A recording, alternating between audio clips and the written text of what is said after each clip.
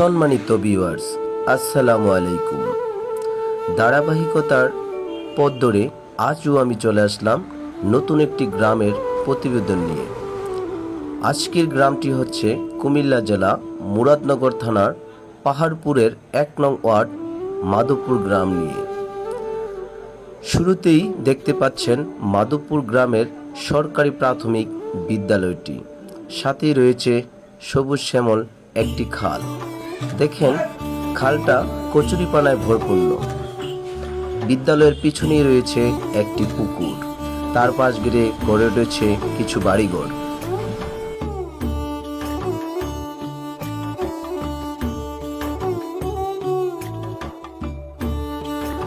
মূলত আমার এই গ্রামকে নিয়ে প্রতিবেদন করা একটাই লক্ষ্য, জীবিকার তাগিদে গ্রামের অনেক লোকজন দেশের বিভিন্ন প্রান্তরে চাকরি ও ব্যবসা করে এবং কেউ প্রবাসে জীবনযাপন করে।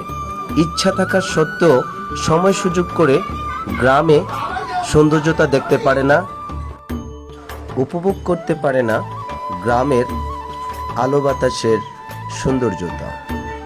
তাদেরই একটু মনের খোরাক জোগানোর জন্য আমার এই প্রচেষ্টা মাত্র। দেখতে পাচ্ছেন খুব নীরব শান্ত একটি পুকুর। মাধবপুর গ্রামের শুরুতেই পথচারীরা চলাচল করছে। গ্রামের সৌন্দর্যতার সবটুকুই ফুটে উঠেছে আজকের এই প্রতিবেদনে। গ্রামের রাস্তাটি মাটির রাস্তা। এই গ্রামটি আধুনিক ছোঁয়া থেকে এখনো অনেক দূরে রয়েছে মনে হয়।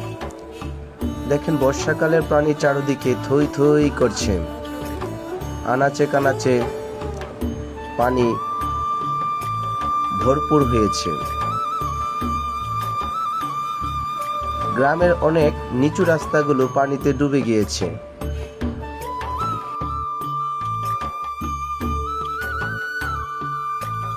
গ্রামের অধিকাংশ রাস্তায় ডুবে গিয়েছে। মূলত আধুনিকতার ছোঁয়া কমই হয়েছে এই গ্রামটিতে। গ্রামটিতে অনেক প্রবাসী লোক প্রবাসী বসবাস করে।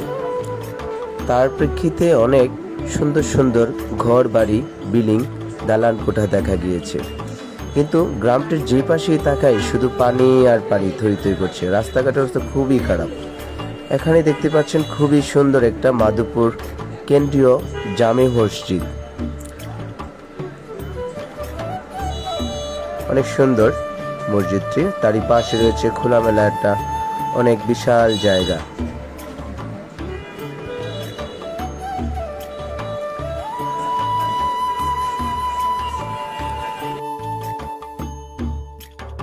একটি সৌন্দর্য বেষ্টিত একটা মসজিদ। আমি আশা করব এই গ্রামের সৌন্দর্যতা দেখার পরই অনেকেরই গ্রামে ফিরে যেতে ইচ্ছে করবে। এটা মসজিদের পুকুর, কেন্দ্রীয় মসজিদের পুকুরটি অনেক সুন্দর। গ্রামের পরিবেশটা দেখলেই মনের আকুলতা ধরে রাখতে পারি না। তাই তো এই আকুলতা না ধরে রাখতে পেরে এই গ্রামের সৌন্দর্যতা সবার সাথে শেয়ার করার চেষ্টা করি।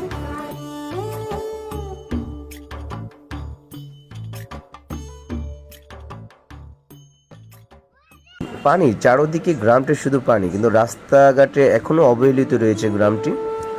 আশা করি স্থানীয় যে নেতৃত্ব, স্থানীয় চেয়ারম্যান রয়েছেন, উনি এই গ্রামটির দিকে সুনজর দিবেন। গ্রামের বিভিন্ন অংশ দেখেন, খুবই সুন্দর মনে হচ্ছে। ঘরগুলো দেখেন গ্রামের। একটু সময় পেলেই গ্রামের বাড়িতে ঘুরতে আসবেন। আশা করি সবারই মন ভালো থাকবে। দেখেন না, গ্রাম দেখলেই মন টানে। গ্রামের দৃশ্যগুলো বারবার দেখি, শুধু বারবার দেখি। এরই মধ্যে আমরা আলামিন হুজুর প্রতিষ্ঠান করেছে একটা নুরানিয়া এতিমখানা মাদ্রাসা, সাথে রয়েছে মসজিদ। আমি এই মাধবপুর গ্রামের একটা ঐতিহ্যের অংশ রয়েছে এই মাদ্রাসা এবং এতিমখানাটি।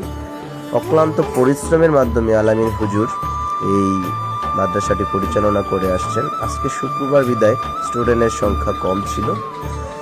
একটা বাঁশের সাঁকো দেখতে পাচ্ছেন এক বাড়ি থেকে আরেক বাড়িতে যাওয়ার জন্য। চারদিকে শুধু জল আর জল, থই থই করছে চারদিক। এই সময় বাচ্চাদেরকে সাবধানে রাখতে হয়। খুবই পরিচিত একজন ব্যক্তি মাধবপুর গ্রামের। দেখেন গ্রামের দৃশ্যগুলো কতই না মনোমুগ্ধকর। এক বাড়ি থেকে অন্য বাড়িতে যেতে নৌকা পারাপার করতে হয়, পানি চলে আসছে, বাঁশের সাঁকো পার হইতে হয়। আধুনিকতার ছোঁয়া একটু কমই পড়েছে গ্রামটিতে। দেখেন কত সুন্দর তাল গাছ, পুকুরের মাঝখানে তাল গাছ দেখছেন, অনেক সুন্দর।